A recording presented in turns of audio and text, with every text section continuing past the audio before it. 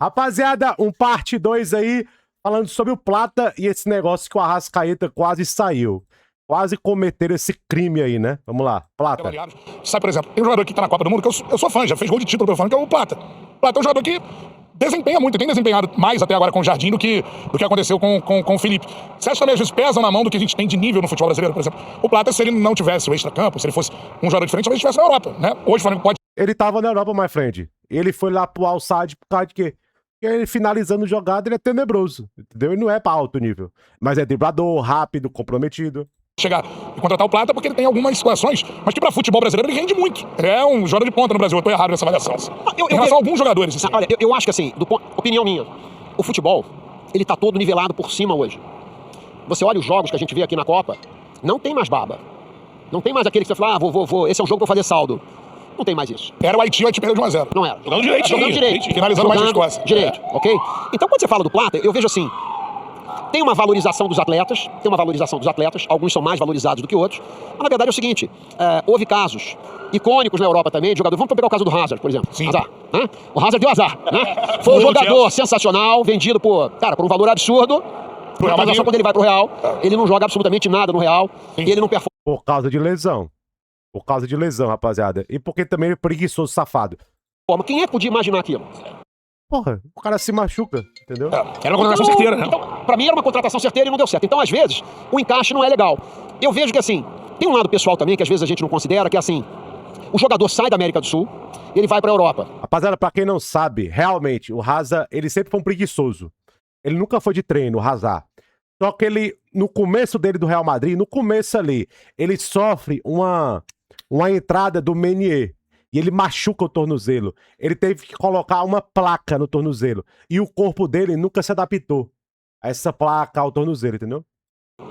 E aí ele ganha muito dinheiro, mas depois de um ano ele começa a olhar, é o seguinte, olha, eu saí da minha terra, mas a minha terra jamais saiu de mim. Eu quero voltar, meu lugar não é aqui, eu não me adaptei. Isso pode acontecer com qualquer profissional, né? Você trabalha na empresa A empresa B te paga uma fortuna, você vai pra empresa B, e depois que você acostuma com o dinheiro, você fala, pô, não, o dinheiro aqui é melhor, mas eu me sentia muito mais eu e muito mais feliz onde eu estava. Essa dinâmica a gente não controla. E também tem aquela coisa do ambiente de trabalho, né? Assim, você pode chegar e dizer, detestei trabalhar na empresa tal, detestei jogar no clube tal. Aí você depois volta pra esse clube ou pra essa empresa e fala, pô, agora eu tô adorando. O teu chefe é diferente, você tem uma relação diferente com ele, né? Tem a química entre as pessoas, né? Eu me dou muito bem contigo, Bruno, eu me dou tão bem com o Beto, tá certo? Ah, mas o problema é o Beto, mas às vezes é o problema da química das relações. Tem isso tudo. Tem isso tudo. Eu acho que essa é a beleza do futebol. O futebol é muito parecido com a vida, né? Eu acho que é o único esporte coletivo onde não necessariamente o que seria melhor no conceito vai ganhar. Você vai pro vôlei, pro basquete, vai jogar um playoff, 6, 7 partidas, muito difícil, é praticamente impossível o melhor não ganhar. Mas no futebol você pode estar num dia diferente e o melhor pode perder. Talvez por isso seja o esporte mais apaixonante do planeta, né?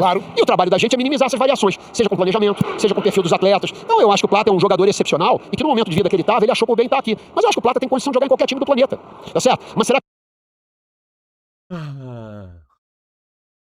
Bom, né? que é isso que o Plata quer? Entendeu? Exatamente. É isso que ele quer, exatamente. Quem não quer ganhar mais dinheiro, quem não quer ter mais sucesso, o que acontece é que todas essas escolhas, cada escolha significa uma renúncia. Exatamente. Né? Aí você diz o seguinte, não, eu saio do Brasil para ir para a Itália, tranquilo, renunciar. Porque eu tô indo para a Itália. Mas será que para o Oriente Médio, para ganhar 3 vezes mais do que você ganharia na Itália, é a mesma coisa? Será que o dinheiro vale tanto? Aí você vai dizer, aí o Bruno chega e fala, eu vou, o Beto fala, não, mas nessa condição eu não vou de jeito nenhum. Mas por quê? Porque o teu momento, o teu sentimento não é igual ao dele. A gente não controla todas essas variáveis, entendeu? Então eu vejo que assim, o fato da gente ter conseguido trazer jogador... Veja o caso do Paquetá. Sim. Paquetá, pela idade dele, pelo futebol que ele pratica, o Paquetá tinha propostas para ficar na Premier League. O Tottenham queria ele. Time que disputa título todo ano. Algum tempo atrás, Manchester City. Então é o seguinte, então ele veio pro Brasil porque ele não tinha mais mercado na Europa. Não. E talvez, ele tinha 28 quando ele decidiu, mas talvez jogador de 32 anos hoje diga, não quero voltar pro Flamengo, quero jogar mais uma temporada na Europa e depois eu penso na frente de voltar. Tá certo ou tá errado? Cada cabeça é uma sentença. Então depende muito da oportunidade, do momento, tem que os clubes quererem fazer a transação, querer comprar, o outro querer vender, e o jogador tem que também comprar o projeto. Essa dinâmica, esse encaixe, ele é muito especial, varia com o tempo, depende do momento, das circunstâncias. Então, Paquetá veio pra cá mais cedo, Plata voltou mais jovem também, porque achava que aqui podia ser uma oportunidade importante pra carreira dele. Gabigol voltou pra cá, quando a gente contrata o Gabigol, disseram, vocês estão malucos. Também. Tá jogando um ano lá, não fez gol nenhum. E é um herói rubro-negro, né? É um herói de grandes conquistas nossas, não é isso? Isso. Foi um jogador fundamental, foi Libertadores nossas e muitas conquistas. Mas se você for tirar uma fotografia do que foi ele, no ano de 2018, por exemplo, você talvez pensasse, poxa, 18 ele jogou no Santos, talvez por empréstimo, foi artilheiro do brasileiro, mas faz gol no Brasil, mas não é um jogador de alto nível. Bom, o Flamengo, ele foi fundamental na conquista da Libertadores. Depois de 38 anos, jogou em altíssimo nível. Mas todo mundo à época dizia, não, é um encrenqueiro, não vai jogar bola no Flamengo. Veja, a beleza do futebol é que essa coisa da química e tal. Então essa do jogador, o Gabigol voltou muito mais jovem. O Gabigol voltou pra cá com 20 e pouco. Caraca, Bapo, tu falou. Mas tu não falou que, que o Plata finaliza igual um pombo todo cagado. Falando, papi, sei o que lá e tal. E finalização. E gol. E produção. E se comportar. E disciplina. Falou e... Eles falou buiufa. Vai dar uma rascaeta aqui. Quando eu estava no processo eleitoral, tinha muita gente que me apoiava politicamente, que dizia, presidente, a primeira coisa que você tem que fazer é mandar o Arrascaeta embora. Tem que internar um cara desse, viu, Bap? Manda logo internar. Vamos combinar, a Arrascaeta não teve um grande 24. Sim. Tá certo? Mas... Dizia o quê? Tá velho, tá lento, tá certo? Vem cá, quem de nós que tá ficando mais jovem um dia depois do outro? Ninguém. Quem que com a idade tá ficando mais rápido? Ninguém. Então, você chega e rotula o jogador. Então, o que acontece em 24? Você pega um talento como o Arrascaeta e bota ele pra jogar 10, 11 partidas seguidas pra ser campeão carioca. E nós, no popular, arregaçamos o Arrascaeta. Sim. Fomos campeões cariocas. Legal, né? E não ganhamos mais nada no ano. Isso é importante falar. E aí é o seguinte, e aí o torcedor acha que o jogador é uma máquina. Agora a parte física tá valendo, né, Bap? Agora a parte física... Você falou do Felipe Luiz, mas a parte física prejudicou um pouco o trabalho do Felipe Luiz. Nós usamos mais e de maneira errada o atleta do que devíamos. Como nós fizemos também isso com o Rodrigo Caio em 2 ou 3 ocasiões. O Flamengo abreviou a carreira do Rodrigo Caio, que é um profissional, um jogador excepcional, e a gente achava que ele devia ficar 4, 5 semanas para recuperar, e com 2 treinos falava, Rodrigão, a gente precisa de você. E ele, por ser um excepcional profissional, ele chegava e ele ia pro sacrifício. E eu tô dizendo, de maneira equivocada. E aí você abrevia a carreira do Rodrigo Caio, né? Então... jogador às vezes se queima por causa disso. Na hora que a gente faz um planejamento adequado pro Arrascaeta e a gente consegue convencer o técnico, né, e os médicos de que essa é a maneira adequada de trabalhar e trabalha todo mundo de maneira integrada, eu vejo assim, o 2025 do Arrascaeta, ele se comparou a 19. 6 anos mais velho, 5 anos mais velho, ok? Sim. Então se eu ouvisse, né, as críticas de 24... Liberado que tinha sido o ano dele, ele poderia estar jogando muito em outro clube dizendo, olha, como é que esse cara não jogava no Flamengo. Então, assim, se meu pai fosse minha mãe, eu tinha 2 mães e nenhum pai. Sempre tem o si, né? Então, no caso do Rossi, o Rossi teve um momento de felicidade. Gente, olha a quantidade de jogos que a gente tem. Quem é que é perfeito e não erra nunca e não falha nunca? Ninguém. Então nós estamos muito felizes com o Rossi. O Rossi é um grande goleiro, é um grande profissional, é um grande ser humano. Inclusive, nós ajustamos o salário dele há pouco tempo de maneira espontânea. Talvez ninguém saiba disso. Acho que não. Formação. O mérito.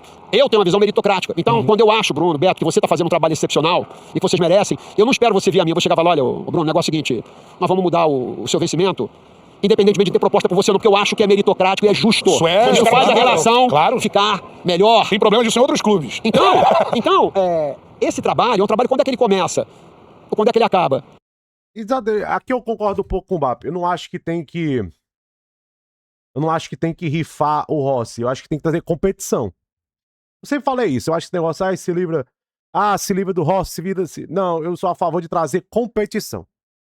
Competir. Tem que trazer um goleiro pra competir com ele. Se ele tiver mal, na sequência ruim, vai pro banco. Isso tem que ter. Licença, vou usar esse trecho no BC Fla. Olha aí, rapaziada. Agora pro BC Flash. Flamengo não deve voltar a tentar a contratação de Marcos Antônio do São Paulo. O motivo é financeiro. O Flamengo não está disposto a pagar o valor que o tricolor deseja. O Fla trabalha com um orçamento de 15 a 20 milhões de euros para contratar 3 reforços. Um volante, um meia e um centroavante. Volante pra quê? O valor pode aumentar caso o clube carioca venda jogadores. Rapaziada, esse aqui veio desse Alexander, que é um setorista do São Paulo. Não sei pra qual veículo ele trabalha. Deixa eu ver aqui. Que vê, né, mano? O Instagram, bicho, parece que ele é um cara independente. É difícil acreditar, né, mano? Um cara desse vai saber o orçamento do Flamengo. Mas enfim, rapaziada, vamos lá. Vamos imaginar que isso aqui é verdade, né? O Flamengo não quer pagar aí pelo 15, 20 milhões de euros. Rapaziada, o preço do Marcos Antônio é 10, 11, velho. Mais que isso é loucura. É o dobro que o São Paulo pagou. Outra coisa, o cara nem tá jogando. Outra coisa, vocês acham que o São Paulo vai vender por mais pra onde? Hein? Perdeu a Copa do Mundo aí, porque poderia valorizar. Marcos Antônio poderia ser uma espécie de Danilo? Não. Se machucou, acontece. Rapaziada, ó, valor de mercado 12,4. Tá até mais ok. Mas, ó, o São Paulo pagou 4. É 15, 20. De verdade, quem no Brasil vai dar 15, 20 no Marcos Antônio? Vai vender pro Palmeiras? Vocês não vão vender. Vocês preferem vender pro Flamengo do que vender pro Palmeiras, né? Quem é que vai pagar? Na Europa, o tanto de volante lá que tem lá. Quem é que vai pagar 15 e 20? Eu fico pensando nisso. O São Paulo acha que vai pegar 15 e 20. Pera. O São Paulo acha que vai pegar 15 e 20 no Marcos Antônio quando? Fala pra mim. Entendeu? Sério mesmo que o São Paulo acha que vai pegar 15 e 20? Ah, mano, se eu falar pra você se pegar. Eu já falei, 10, 11, entendeu? 11 com bônus. De verdade. Arábia Saudita? Que a Arábia Saudita vai. Ele é brasileiro, não vai gastar alto num cara desse. Catar? Só se for o mercado do Catar. E, cara, catariano, gastar 10, 11, 15 milhões de euros em volante? A não ser que seja. Ah, o Zenit. É, pode ser, né? Os russos. Mas tirando isso, cara, qual é o mercado? Por que o Flamengo vai ficar em leilão consigo mesmo? E novamente, agora falando, o São Paulo, tipo assim, esse preço é surreal. Eu acho que o preço dele é 10, 11 milhões de euros. Mais do que pagou, 25, 26 anos, entendeu? Eu não acho que você pega mais. Eu ficaria surpreso. Você vê o Kaique, todo mundo, o Kaique vai ser 14 com 14, 15 com bônus. Kaique, lateral, que é mais raro. Volante é bem mais comum. Marcos Antônio. Outra coisa, o Marcos Antônio. Eu até achava o Marcos Antônio muito mais pro Felipe Luiz do que pro Leonardo Jardim. E novamente, rapaziada, eu não acho. Até a notícia aqui do Alexander. Que o Flamengo quer contratar volante. Eu não acho que o Flamengo precisa de volante. Não acho. Saul, Pulgar. O Pulgar vai sair, beleza. De La Cruz. O Paquetá pode ser segundo volante. Tem o Jorginho. Tem o Everton Araújo. Pra que volante? Se o Felipe Luiz estivesse aí ainda, eu até acharia que realmente com o Felipe Luiz faz sentido, porque o Marcos Antônio era bem ali, bem a cara do Felipe Luiz, entendeu? Mas com o Jardim lá,